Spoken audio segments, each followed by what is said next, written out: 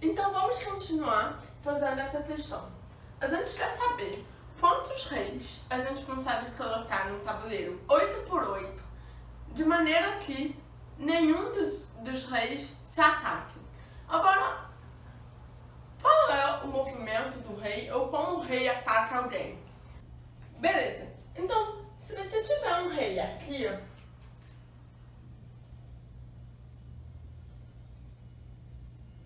uma coroazinha, um rei aqui, o rei ele está atacando as peças que ficam aqui, aqui, aqui, aqui, aqui, aqui, aqui, aqui. Beleza? Ou seja, se eu tenho um rei aqui, eu não posso botar nenhum rei nas casas que eu marquei em vermelho. Mas nas casas vazias, eu poderia ter um outro rei. Então, como a gente quer o maior número de reis que a gente consegue colocar, a gente quer minimizar as casas que ele ataca, né? Então, por exemplo, se eu botar um rei aqui, esse rei daqui, ele vai atacar, vou botar de xzinho, essa casa, essa e essa. Ou seja, ela atacaria 3 casas, enquanto se eu botar aqui no meio, ele vai atacar 3, 6, 7, 8, 9, 3, 6, 8 casas. Então talvez seja mais esperto eu colocar as casas aqui. Vamos tentar pensar dessa maneira, fazer algum tipo de exemplo, colocando os reis de maneira a minimizar a quantidade de casas que ele ataca. E depois, vamos ver se a gente consegue fazer algo maior que isso ou não. Então eu vou fazer um tabuleiro 8 por 8. Um tabuleiro 8 por 8. E aí, pensando naquilo que eu tinha falado pra vocês, né, de que o rei aqui, ele ataca muito menos gente do que o rei aqui, eu vou marcar de preto as casas que eu vou colocar o rei e de vermelho as casas que ele tá atacando.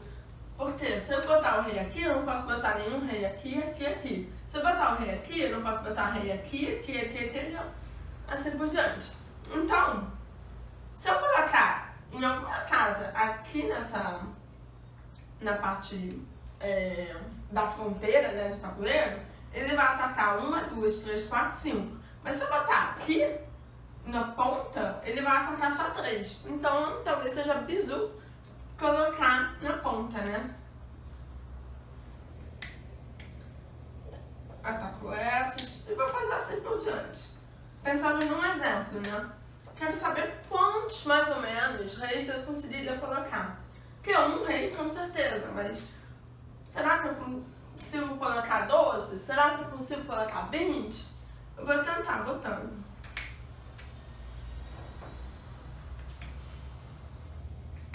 Veja que eu estou sempre marcando, a cada vez que eu coloco um rei novo, eu marco as casas que esse rei está atacando, para eu não me perder, né? Para eu não cometer o erro de colocar um rei atacando outro rei.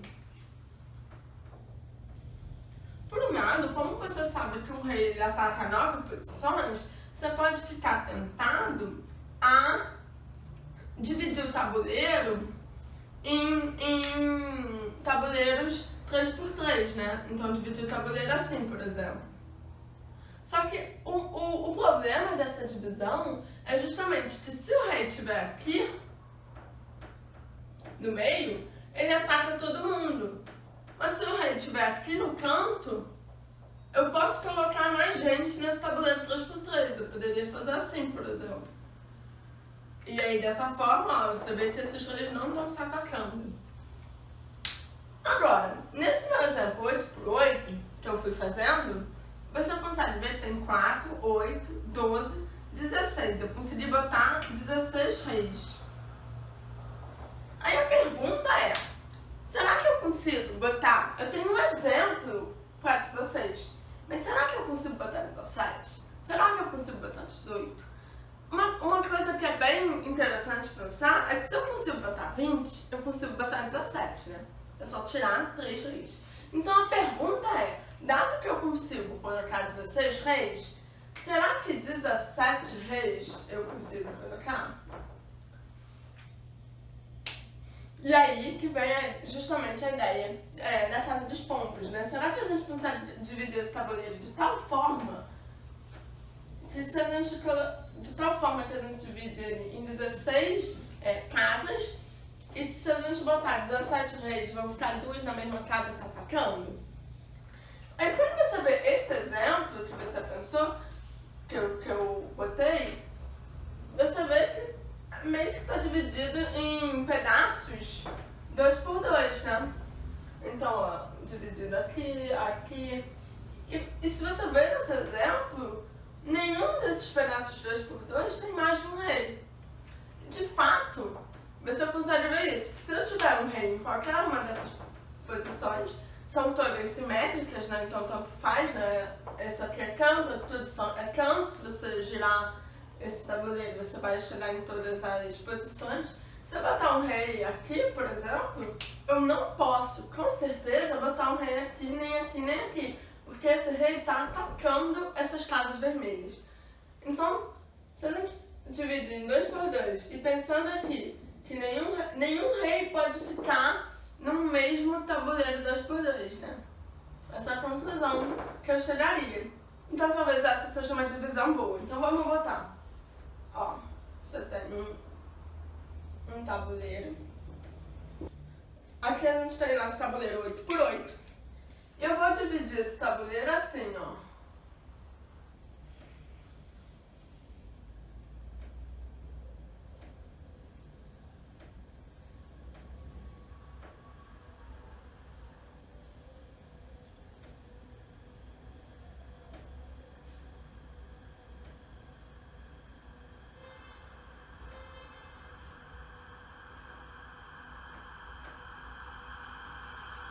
E olha, eu tô dividindo esse tabuleiro que é 8 por 8 em, olha, 2, 4 por 4. Eu tô dividindo em 16 tabuleiros, né? Pedaços, 2 por 2. E a gente tem 16 reis. Estamos chegando, tá esquentando. Então, olha, se você considerar esses 16 partes do tabuleiro 2 por 2 como as nossas casas, e os 17 reis como pombos, pelo princípio da casa dos pombos, você pode afirmar como 17 é 16. 17 é o quê? É 16 vezes 1 mais 1. A gente pode afirmar que pelo princípio da casa dos pombos, existe alguma dessas casas com pelo menos 2 reis. E aí, vem nisso, né? Se tem uma casa que é um 2 por 2 com 2 reis, eles com certeza, por aqui, estão se atacando, certo? Porque se eu colocar um rei aqui, ou em qualquer uma dessas casas, ele ataca as outras. Absurdo, porque a gente quer colocar o máximo de reis, tal que nenhum rei se ataca. Então a gente povoou, pelo princípio da casa dos pombos, que 17 reis é impossível. Então a quantidade máxima é no máximo 16. Só que 16 a gente tem aqui um exemplo. Então a resposta é quantos reis? 16. Então vamos resolver mais um problema. Esse problema ele é um pouco confuso, porque não tem muita informação. Então vamos tentar digerir ele, né? Então olha, você tem 10 alunos que eles resolveram uma prova com 35 questões. Então, questão 1, questão 2, 3, 4, 7, 10, 35. Cada problema é resolvido exatamente por uma pessoa. Ou seja, o problema 2 vai ser resolvido só por um dos alunos. O problema 3 vai ser resolvido só por um dos alunos. Não vão ter eu e a Luísa que resolvemos o mesmo problema. Não pode acontecer isso, tá? Temos que tomar cuidado com as palavras, exatamente, e pelo menos. Existe pelo menos um estudante que resolveu exatamente um problema. Pelo menos um estudante que resolveu exatamente 2 problemas. Pelo menos um estudante que resolveu exatamente 3 problemas. O estudante que resolve exatamente um problema, ele não pode resolver exatamente 2 problemas. Então, com certeza, existem um estudante aqui e outro estudante aqui. É como se a gente pegasse e a gente soubesse que tem 3 estudantes que resolveram exatamente um problema, 2 problemas e 3 problemas. Pode ser que tenham mais estudantes, porque aqui tem o pelo menos.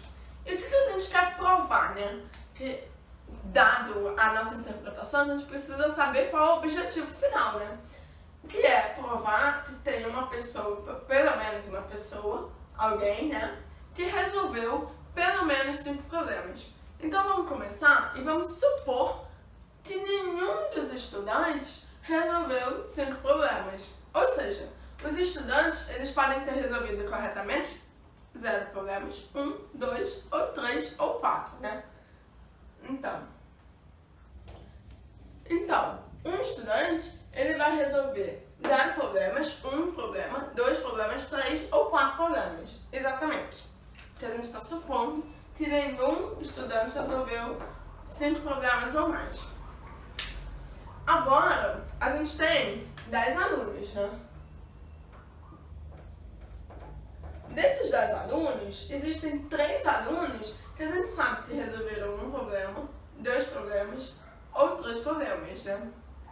Então, dos 10 alunos, você tem 3 alunos, no mínimo, pelo menos, né?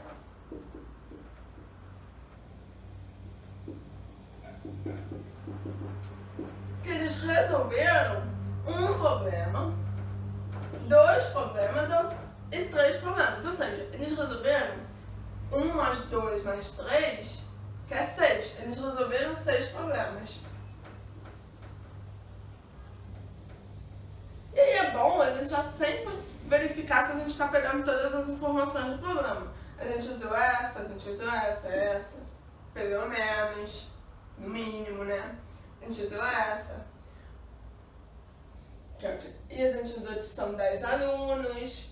Agora, a gente não usou que cada problema é resolvido exatamente por uma pessoa. Então não tem nenhum, ao mesmo tempo em que cada pessoa vai resolver, ao mesmo tempo que cada problema, nenhum problema vai ser deixado de ser resolvido. Pode ter alguém que não resolveu nenhum problema. Agora, não pode ter nenhum problema que não foi resolvido por ninguém. É isso que essa informação nos diz. Então, quantos problemas sobraram, né? 35 menos 6, que é 29 problemas. Espero que fiz a conta correta. Então, desses 29 problemas, eles têm que ser resolvidos pelo restante das pessoas, né? Que no máximo 7 pessoas, né? Que enquanto aqui a gente tem 3 alunos, pelo menos, esses 29 problemas eles têm que ser resolvidos por 7 alunos, no máximo, né? No máximo 7 alunos, né? Que é o contrabalanço, né? Que é 10 menos 3, né, no caso. Que é justamente o quê? Se eu colocar 4 pessoas para resolver um problema, 2, 3, por um lado a gente pode aumentar o número de problemas. Não importa, na verdade, né? O que é importante é que se tiver mais pessoas aqui, essas pessoas vão resolver esses problemas por 1, 2, 3. E tanto faz, no caso. Mas o que você sabe é que tem 3 alunos que resolveram 6 problemas. E aí, os 29 outros problemas não podem ser resolvidos por esses 3 alunos. E, portanto, eles vão ter que ser resolvidos pelos outros 7 alunos, tá? Agora, quanto que é? Se a gente pegar 29 e dividir por 7, o que a gente tem? A gente tem que 29, ele é 7 vezes 4 mais 1. Então, pelo princípio da casa dos pombos, se você considerar os 29 problemas sendo os pombos e os 7 alunos sendo 7 casas, a gente tem, pelo princípio da casa dos pombos, que existe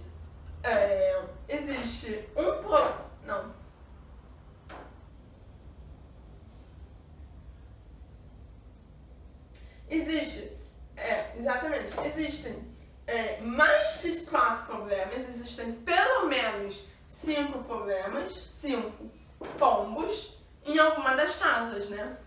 Então, existe 5 pombos, pelo menos, em uma casa, ou seja, existe pelo menos uma pessoa resolvendo pelo menos 5 problemas.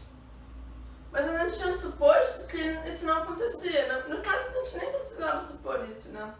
Desculpa a confusão, a gente nem usa essa informação, né? Então, no caso, se a gente começar desde aqui, ou se a gente supor, aí a gente chega numa contradição, mas não precisava supor a contradição, certo? Se a gente começasse daqui, a gente ia concluir que então tem alguém que resolveu pelo menos 5 problemas. E isso encerra a nossa discussão.